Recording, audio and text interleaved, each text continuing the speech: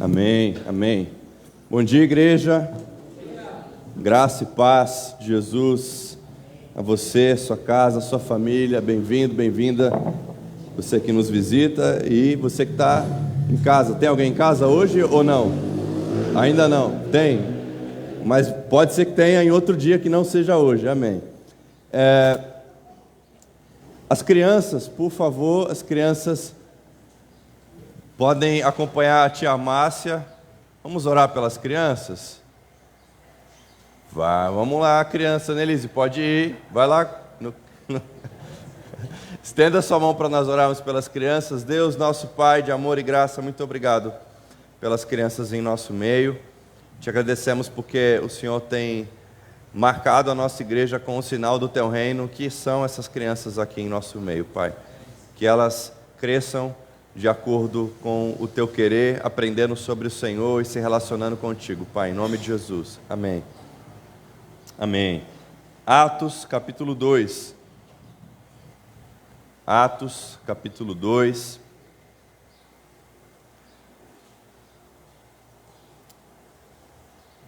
Vamos ler do verso 42 até o 47. Obrigado, Senhor. Atos 2, 42 e 47.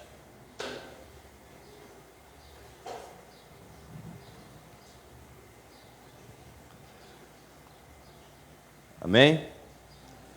Todos se dedicavam de coração ao ensino dos apóstolos, à comunhão, ao partir do pão e à oração. Havia em todos eles um profundo temor. Os apóstolos realizavam muitos sinais e maravilhas.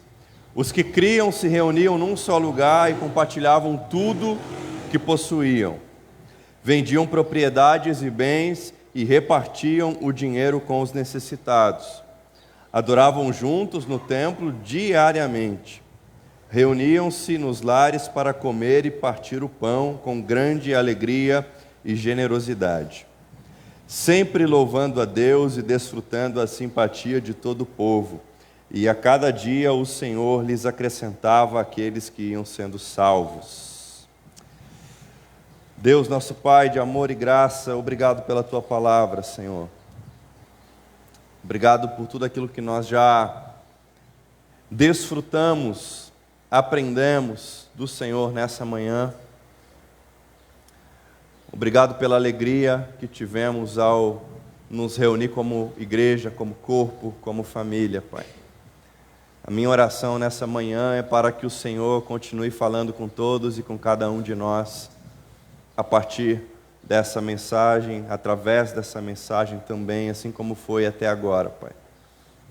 Apesar de mim, venha com o Teu reino, venha com o Teu Espírito soprando sobre nós. Em nome de Jesus. Amém. Se dedicavam, eles tinham um profundo temor, eles compartilhavam tudo, e eles faziam tudo isso, inclusive comer junto com alegria e generosidade. Eu quero falar sobre a mesa de Jesus hoje. Quero falar sobre a mesa de Jesus e eu quero, a partir desse texto, e junto com esse texto, junto com vocês, fazer algumas perguntas aí para que você pense junto comigo, tá? Quem é que cabe na sua mesa? Quem é que cabe na sua mesa? Quem é que cabe na mesa de Jesus? Pensa aí, vai pensando. Há alguém que não caiba na sua mesa? Há alguém que não caiba na mesa de Jesus? Há alguém, ou melhor, quem é que não cabe na sua mesa, mas que cabe na mesa de Jesus? Pensa aí. Agora, aquele momento de confissão, tá? Quem é que você já quis tirar da mesa de Jesus? Já teve isso já com você? Ou já viu alguém fazendo isso? Ah, Senhor, mas vai ter aquele cara lá mesmo? E eu quero que você guarde essas perguntas, que a gente vai retomá-las no final. Nós vivemos um período muito difícil há pouco tempo. Difícil por vários motivos. Pandemia, a gente está vivendo um cenário de guerra assustador, né? Mas, além dessas questões que nos afetaram profundamente, ou talvez a partir dessas questões que nos afetaram profundamente, a igreja evangélica, de uma forma global, geral, especialmente no Brasil, ela se dividiu, de certa forma. Eu lembro que em 2020, ano do início da pandemia, eu estava chegando com a minha família, eu, Fernanda e Annelise com 2 meses e meio, numa cidade desconhecida para pastorear uma igreja. Então é nesse contexto que a gente chega lá, encontra a pandemia na nossa primeira semana na cidade, e a gente começa a ter que lidar com questões que até então eram desconhecidas.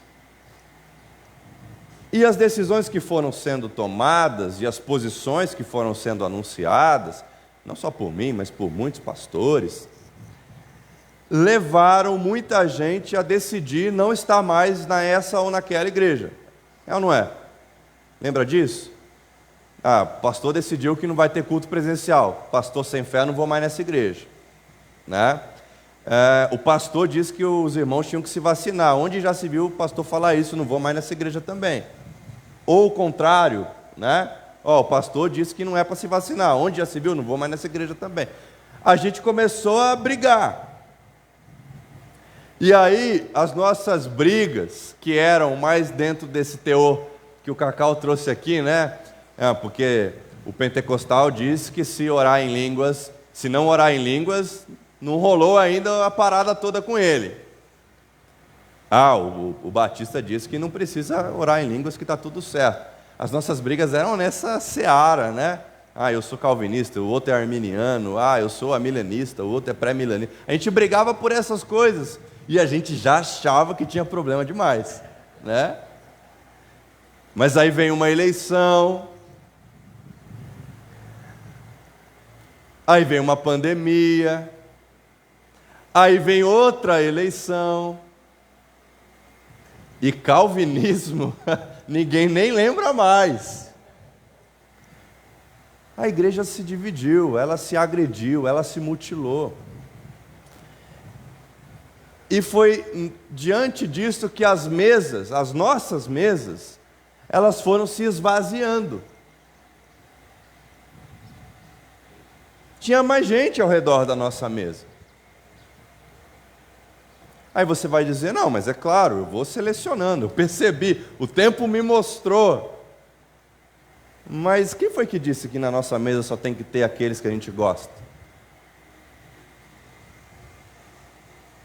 Esses irmãos aqui, diante de uma mensagem desafiadora do apóstolo Pedro, eles perguntaram, eles ouviram tudo aquilo com muita atenção, pensaram, rapaz, o negócio ficou difícil agora.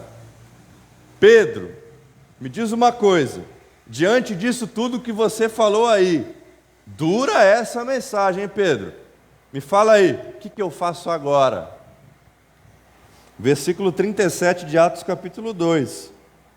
As palavras partiram o coração dos que ouviam, e eles perguntaram a Pedro e aos outros apóstolos, irmãos, o que devemos fazer? Vocês nos colocaram numa situação quase que de xeque-mate. E agora, o que eu faço?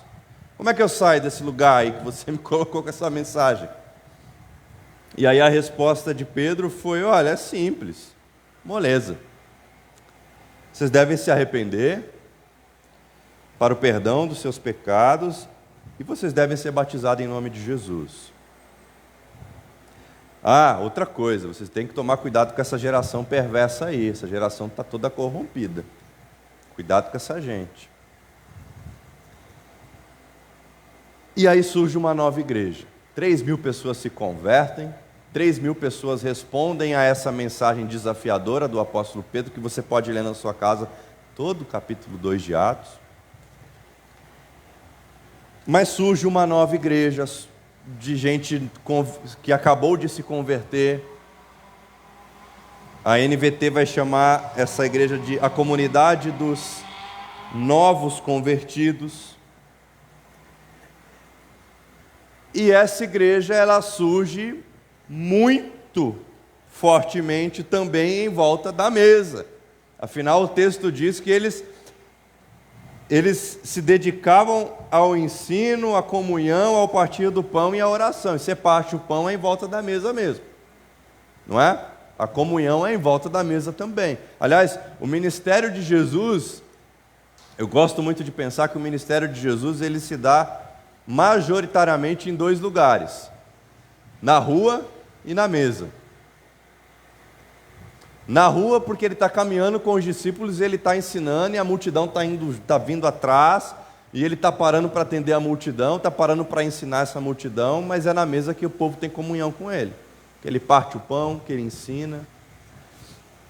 E esses irmãos fizeram isso, surgiu essa nova comunidade, e esses irmãos tinham tudo em comum. Ninguém considerava sua coisa alguma, tudo era de todos e todos tinham tudo, e ninguém tinha falta de nada, e não tinha um crente que levantava e falava assim: essa ideia é coisa de comunista. Não tinha isso não.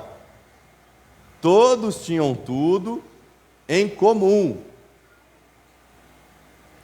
E o fantasma do comunismo, do socialismo, seja lá qual seja o fantasma que a igreja tomou para si, esse povo não estava preocupado com esse fantasma, não. Eles faziam isso mesmo. Tem gente que não tem, então vamos dividir, vamos vender, vamos repartir, vamos suprir a necessidade daqueles que não têm. Então essa igreja, ela surge assim, frequentemente em volta da mesa, partindo do que tem, compartilhando o pão e a vida. O pão e a vida sendo compartilhado diariamente. Eles não precisavam ser exortados sobre a necessidade de ler a Bíblia, até porque o Novo Testamento estava acontecendo diante deles ali. Eles estavam lendo de maneira viva o Novo Testamento. Tinha um profundo zelo pela palavra, por aquilo que os profetas já tinham dito. Então surge essa igreja, e essa igreja, diz o texto, que ela não parava de crescer, e não só isso, essa igreja, ela era bem vista, sempre louvando a Deus e desfrutando a simpatia de todo o povo. Todo mundo gostava dessa igreja aqui, inclusive quem não era da igreja, quem não era convertido, quem não era discípulo, todo mundo gostava dessa igreja. Aí me responde aí, todo mundo gosta hoje da igreja evangélica do Brasil? Essa igreja tem simpatia de todo mundo? É uma pergunta para a gente pensar, né? A nossa igreja é uma igreja bem vista por todos, inclusive pelos não crentes. Isso é uma coisa para a gente refletir. Porque essa igreja que surge aqui em Atos, ela tinha uma simpatia de todo o povo. E crescia. Diz o texto que a cada dia o Senhor lhes acrescentava aqueles que iam sendo salvos. Então, eu acho que o Cacau já deve ter visto muita propaganda de curso de crescimento de igreja, né? Aliás, quando eu fiz o seminário lá em Bauru, tinha uma disciplina sobre crescimento de igreja também. Mas o curioso é que eu nunca vi um curso sendo vendido para crescer a igreja com essa fórmula aqui: se dediquem de coração ao ensino, à comunhão, ao partir do pão, tenham um profundo temor, compartilhem tudo que vocês têm e façam isso com alegria e generosidade. Você já viu alguém ensinando fórmula de crescimento de igreja assim? Mas foi assim que essa igreja cresceu, não foi? E diante disso, meus irmãos, eu queria provocá-los e me provocar, porque esse texto me provoca também, de que como igreja nós não podemos desprezar a necessidade de estarmos em volta da mesa de Jesus. Nós não podemos negligenciar essa experiência de comunhão, de intimidade, que é vivenciada em volta da mesa de Jesus. E para isso, quero propor quatro possibilidades, 4 caminhos, tá? A partir desse texto. Primeiro, nós precisaremos nos dedicar de coração. E nos dedicarmos de coração ao ensino, à comunhão, ao partir do pão e à oração. O termo grego usado aqui, o verbo escolhido por Lucas, tem sentido de ser assíduo, ser constante. Assiduidade é aquilo que você faz com frequência, não é? Aquilo que você não deixa de fazer, você é assíduo naquilo. E é esse o sentido do texto, se dedicar com assiduidade, com compromisso, com constância. E se dedicar ao quê? Ensino, comunhão, partir do pão e oração. Então, o ponto de partida de uma comunidade cristã é a escuta da palavra. O ponto de partida, o pontapé inicial, quer saber como uma igreja começa? É ouvindo a palavra. O texto diz que, inclusive, é através da escuta da palavra que as pessoas creem, não é? E que bom tem sido escutar e aprender a palavra aqui na escola dominical, né? Tem sido um privilégio ouvirmos da palavra, aprendermos da palavra juntos, de forma comunitária, porque é isso que eles faziam também. A comunhão, então, e aí sobre a comunhão, é algo interessante, porque eu fico sempre tentando imaginar o seguinte: o que é que esse povo aqui diria se eles nos vissem, se eles enxergassem o que aconteceu, por exemplo, em 2020, 18, 21, começo da vacina, 22, o que é que esses irmãos aqui iam dizer para a gente? O povo todo brigando, lembra? Viram isso ou não? Só eu que vi, gente. Só eu que vivi isso ou não? Eu não estava aqui, né? De repente aqui não teve esse problema. Mas o que é que esses irmãos diriam para nós?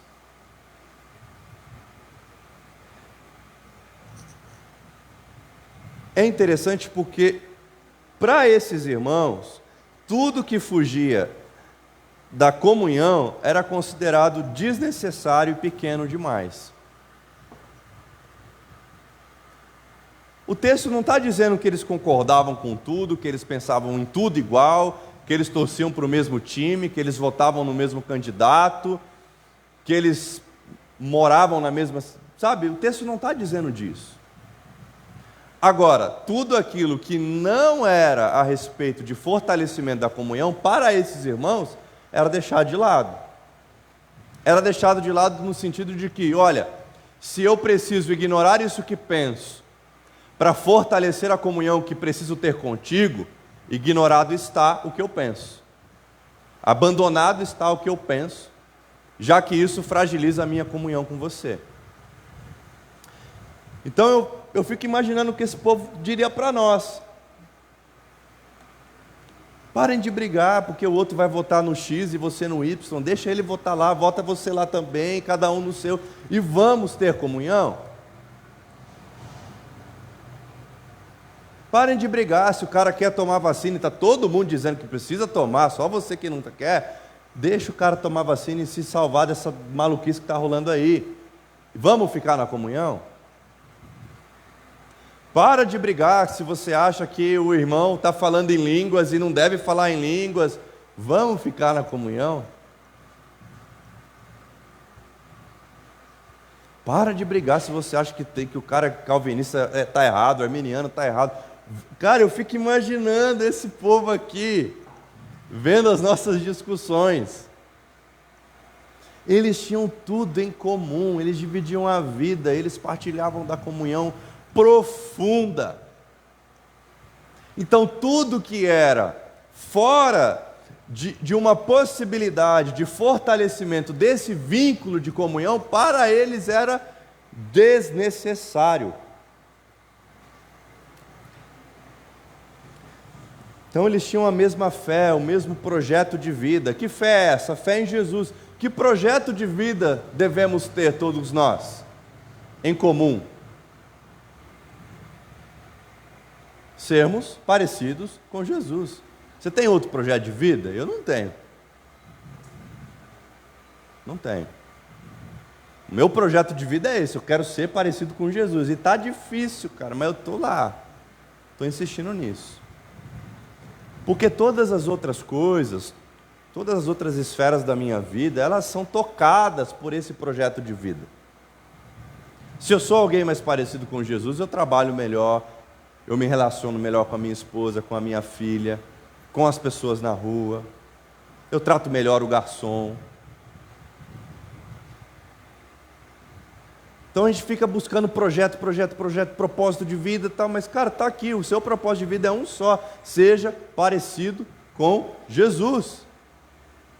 E é exatamente a isso que eles se dedicavam. Eles tinham essa fé e eles tinham esse propósito de vida, esse projeto de vida. Então tudo que fugia disso, para eles, não é que não era importante, é que não fortalecia a comunhão, então deixa para depois. Não traz isso aqui agora não, que a gente não quer, a gente quer continuar aqui unido. Queremos continuar juntos. A gente quer continuar partilhando o que temos. Se você trouxer isso aqui, a gente vai parar de dividir o que tem. Deixa isso para lá. Eles partiam o pão, eles se dedicavam a essa partilha do pão. Então, a expressão aqui refere-se à refeição diária mesmo, toda a refeição. Esse povo comia junto todo o tempo todo comendo junto. Eles iam na casa do Clésio, depois eles iam na casa do Cacau, depois eles iam na casa do Carlão, do Paulo, do Silvio. Eu estou falando os nomes que eu já memorizei, calma aí. Da Clóris. Seu nome é um pouco mais difícil, olha. Você aqui, hein? Parei aqui também. Eles iam, eles estavam juntos em toda a refeição ali, partilhando da vida, do pão. E se dedicavam à oração. Então, perseverar na oração é um exercício que a gente precisa entender o seguinte: crer em conjunto, crer comunitariamente, implica em orar comunitariamente também. Não quer dizer que só vale se orar aqui todo mundo junto. Evidentemente que não é sobre isso.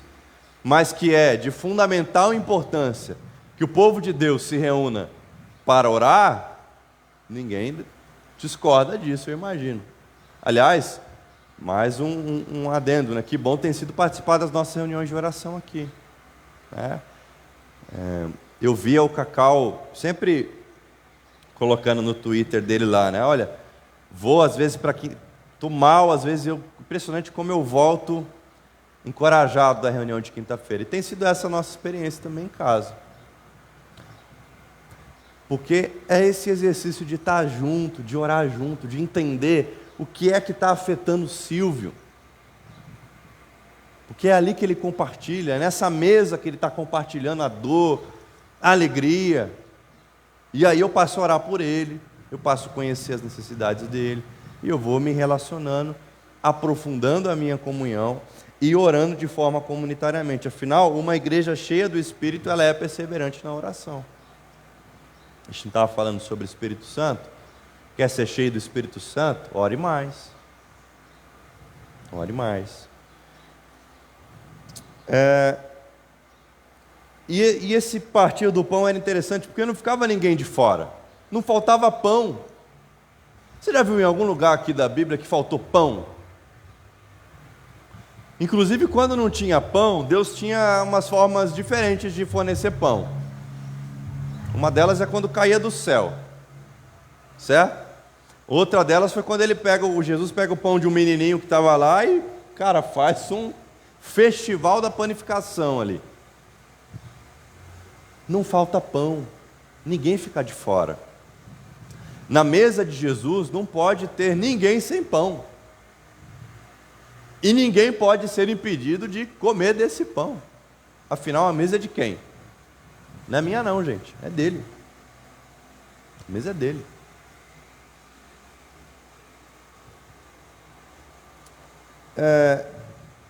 Segunda Segunda sugestão para nós temos que viver com profundo temor, pessoal. A presença e o poder de Deus causavam uma ambiência, uma atmosfera santa no meio daquela gente. Eles tinham consciência diante de quem eles estavam. Eles sabiam que o Espírito Santo estava movendo-se entre eles. E essa consciência causava neles profundo temor. A consciência de que estamos diante de um Deus que está sempre abrindo mais espaço na sua mesa. Esse era o temor deles. Nós estamos diante de um Deus que está sempre colocando mais uma cadeira na mesa. Está sempre abrindo mais espaço. Inclusive, sabe aquela gente que senta assim na mesa? Jesus muito amorosamente fala: ô irmão, se liga aí, cara. Cabe mais um de cada lado aí. Recolhe esses braços aí. Abre espaço na mesa. Então, era esse o temor desse povo.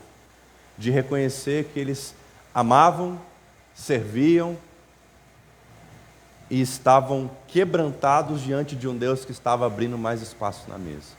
E foi justamente esse espaço na mesa que fez toda essa gente aqui caber.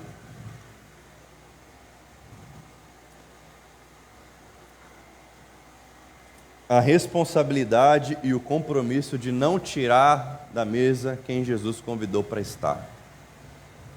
Nós, como discípulos de Jesus, precisamos nos lembrar que a mesa é dele, quem coloca e quem traz é ele, e quem pode tirar é ele. Eu não chego na casa do Carlão, o Carlão me convida para almoçar, e aí eu chego lá, chego primeiro, sento lá e a gente começa a bater papo e eu pergunto: Carlão, é só a gente? Aí ele fala: não, vai vir mais fulano, Beltrano, Ciclano. Aí eu falo: ah não, Carlão, então por favor, desconvida essa gente aí. O Carlão vai olhar para mim e falar: caramba, essa casa não é minha, essa mesa não é minha, a comida que vai estar na mesa não fui eu que fiz. Por que você está querendo tirar alguém da minha mesa? Que autoridade é essa? Então, se eu não faço isso na casa do Carlão, eu posso fazer na mesa de Jesus?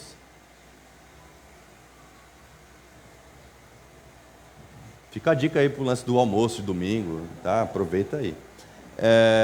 Mas, entenderam? Terceiro, compartilhar tudo implica em trazer mais pessoas para a mesa de Jesus. Compartilhar implica em abrir espaço na mesa, em trazer gente. Na mesa de Jesus sempre cabe mais alguém. Não precisa ter dúvida, será que vai caber? Porque vai, porque cabe, porque tem lugar. A mesa, ela está sempre aberta para que outros venham e se sentem e desfrutem. Então essa unidade de propósito, ela é fundamental. E de novo, isso não quer dizer que a gente tem que concordar com tudo. O Cacau torce para o Corinthians, cara, e eu decidi vir para essa igreja. Mesmo assim, apesar disso, a gente não concorda com tudo. Mas tem algo que é mais forte, tem algo que é mais importante, tem algo que é mais fundamental? Tem. Ele crê em Jesus, eu creio em Jesus, o propósito de vida dele é ser parecido com Jesus, o meu também, amém, vamos junto. Vamos junto. E aí, nesse exercício de deixar de lado o que não é fundamental, a gente deixa de lado também as nossas próprias agendas. Por quê? Se nós servimos ao mesmo Cristo, ao mesmo Deus, se nós temos Jesus como Senhor, todos nós, qual deve ser então a nossa agenda? A agenda do reino de Deus. E se a nossa agenda é a agenda do reino de Deus, A minha própria agenda, ela não é sobreposta à agenda do reino de Deus.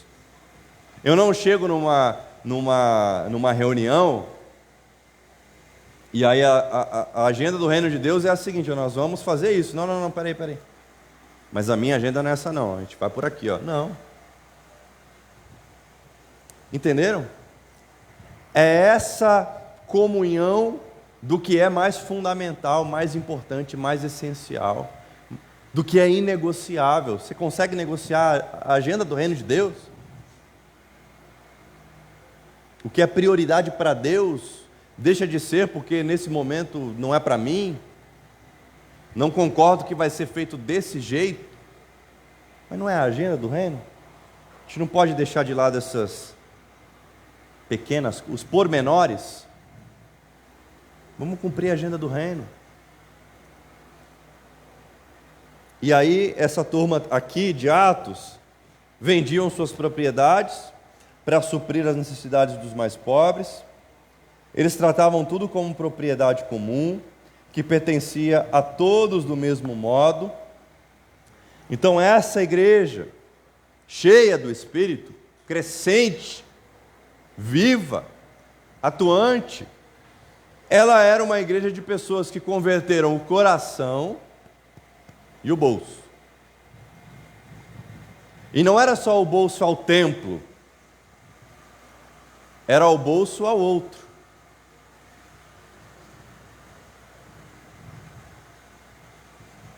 E ninguém ali estava preocupado com partido nenhum, com espectro político nenhum, com ideologia nenhuma.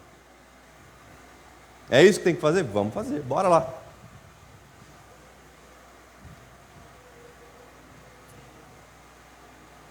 A preocupação desse pessoal aqui não estava só com a alma das pessoas. Você conhece o crente caça-fantasma? Ele só quer resgatar almas. Já viu isso ou não? Está nem aí com o corpo, com a casa, com a mesa da pessoa, com a geladeira. Não, ele quer a alma dela. Tem um amigo, pastor Bebeto, lá de Itaperuçu, do Paraná. Ele conta que quando ele chegou em Itaperuçu, eu conto essa história muito. Ele começou a ter problema com uma igreja lá, porque eles estavam construindo uma escola numa comunidade rural, e eles estavam oferecendo tratamento odontológico na cidade, eles estavam suprindo ali as carências que o Estado não conseguia, a igreja estava fazendo isso. E aí um dia o pastor chegou para ele e falou: muito bonito isso que o senhor está fazendo, mas e as almas, pastor? Para onde estão indo essas almas? Aí Bebeto disse o seguinte: olha, para a gente não brigar, vamos fazer o seguinte, você fica com as almas e eu fico com as pessoas, porque corpo sem alma é defunto, alma sem corpo é fantasma, e eu não trabalho com isso não, eu quero gente. Pode ficar com as almas, manda as pessoas para cá. Porque o nosso compromisso é de sermos agentes transformadores, porque nós somos agentes do reino de Deus, e o reino de Deus, onde toca, transforma, dignifica, liberta, santifica, restaura, liberta, cura, e faz por completo. Então, qual é a boa? O Evangelho não é a boa notícia? Então, a boa notícia para quem está com fome é um prato de comida, não é não, Silvio? Eu fui ao Pará o ano passado, trabalho com os ribeirinhos, trabalho odontológico com os ribeirinhos, e fiquei quase 20 dias lá, desses 20, 12 no barco no Rio Tapajós, e eu falei: caramba, a boa notícia para esse povo aqui é dentista. Foi assim que o Evangelho chegou ali. Entendem? Então, esse compromisso de não separar os atributos de Deus, porque Deus é Deus, Deus é amor. Aí vão dizer, mas Ele também é justiça. Que separação é essa? Deus é amor e expressa sua justiça de forma amorosa, e Deus é justiça e a sua justiça é feita pelo amor dele, não separa. Então, por fim, quarta sugestão para nós nunca devemos nos aproximar da mesa de Jesus com outros sentimentos que não sejam alegria e generosidade.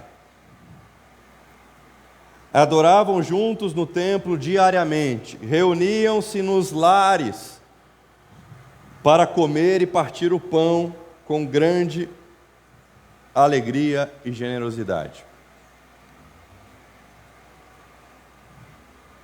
Ninguém deve sentar-se na mesa por obrigação. Semana passada, eu acho que o Cacau, na aula, ele disse, não sei se não foi na semana passada, foi numa próxima aí, que ele disse o seguinte, Deus, perguntaram, né, mas por que é que Adão e Eva, por que Deus deixou então, né, se ele já sabia de tudo? Aí a frase do Cacau foi a seguinte, olha, eu acredito que Deus não ia criar uma relação que a pessoa fosse obrigada a permanecer nela. Precisa estar alegre de sentar-se na mesa de Jesus. Você não é obrigado. Inclusive, se você quiser, você pode puxar a sua cadeira, levantar e ir embora. E se você lá na frente, na porta, ou anos depois, seja lá quando for, perceber que você deve voltar para a mesa, o seu lugar vai estar lá, ninguém vai ter sentado nele. E Jesus não vai olhar para você assim, sabia que você ia se arrepender.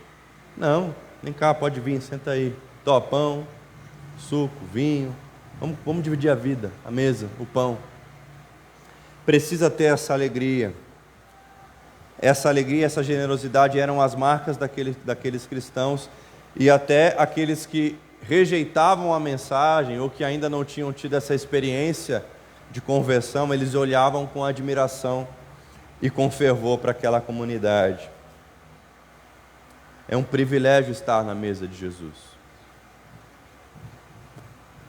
É um privilégio desfrutar da presença de Jesus. E a alegria deve nos consumir de verdade. Porque não tem nada mais maravilhoso do que estar na mesa de Jesus.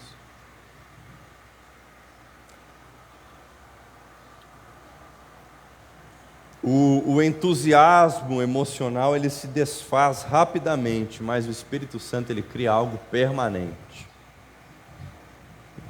E é um pouco disso que essa igreja passou a experimentar. E é um pouco disso que nós somos também convidados a experimentar diariamente e comunitariamente também. E aí eu refaço as perguntas para encerrar. Quem é que cabe na sua mesa? Quem é que cabe na mesa de Jesus? Há alguém que não caiba na sua mesa? Há alguém que não caiba na mesa de Jesus? Quem é que não cabe na sua mesa, mas cabe na mesa de Jesus? Quem você já desejou tirar da mesa? Quem você vai trazer de volta para a sua mesa? Quem você vai trazer para desfrutar da mesa de Jesus? Pode abrir espaço, porque o dono da mesa tem pão, tem peixe, tem vinho e tem vida para todos. Pode abrir espaço, há lugar. Há lugar. Vamos orar?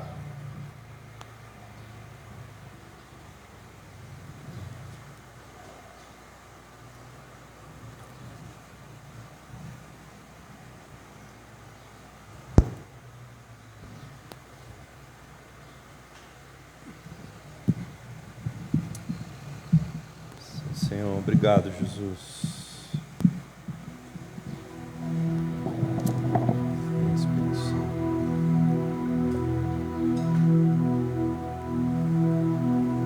Vem, Espírito Santo. Vem sobre nós, Senhor. Diante do que vimos e ouvimos, queremos responder ao Senhor. Vem sobre nós, convencendo-nos, trazendo à nossa memória aquilo que nós precisamos entender e responder ao Senhor diante da Tua palavra, Deus. Mas sobretudo, lembrando-nos que há lugar, que há espaço, que há lugar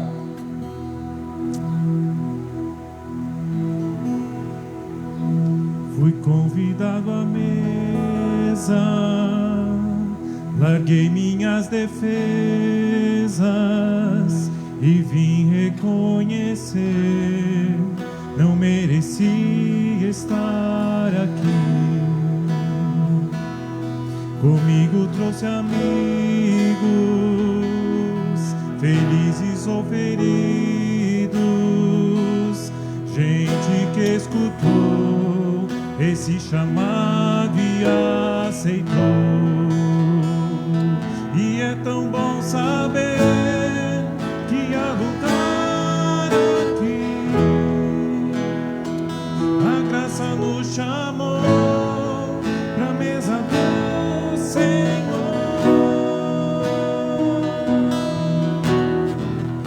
Há lugar na casa, há perdão na casa. Quando estamos juntos, nosso encontro é casa de Deus Pai. A esperança na casa, recomeço na casa, reunidos nele, nosso encontro é casa de Deus Pai. Vamos ficar de pé. Há lugar. Ao som da sua palavra, curou a nossa alma. O verbo da solidão nos resgatou. E é tão bom saber que há lugar aqui. A graça nos chamou pra mesa do Senhor. Há lugar na casa, há perdão na casa. Quando estamos juntos, nosso encontro é casa de Deus Pai. A esperança na casa, recomeço na casa, reunidos nele, nosso encontro é casa de Deus Pai. Há lugar na casa, há perdão na casa. Quando estamos juntos, nosso encontro é casa de Deus Pai. A esperança na casa, recomeço na casa, reunidos nele, nosso encontro é casa de Deus Pai. Obrigado, Senhor. Obrigado, Jesus. Te agradeço porque um dia eu entendi que havia lugar para mim.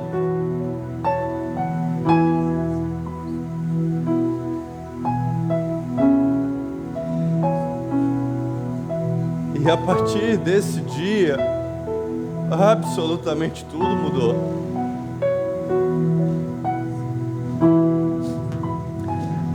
Obrigado porque um dia eu também entendi que apesar de haver lugar para mim, não havia lugar só para mim, que havia lugar para outros também.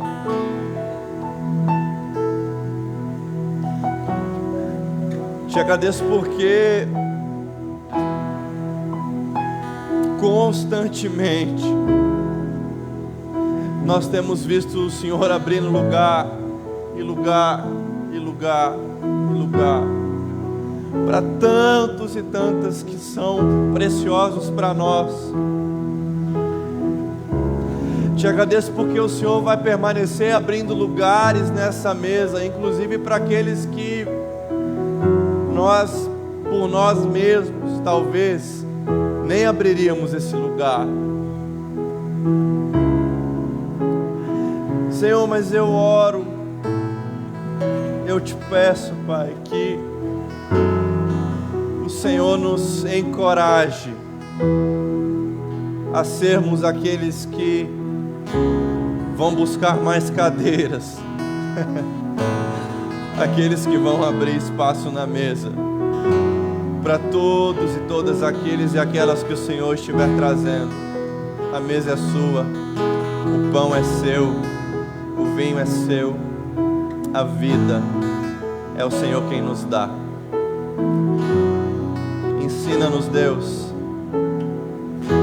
ensina-nos a repartirmos do pão da vida,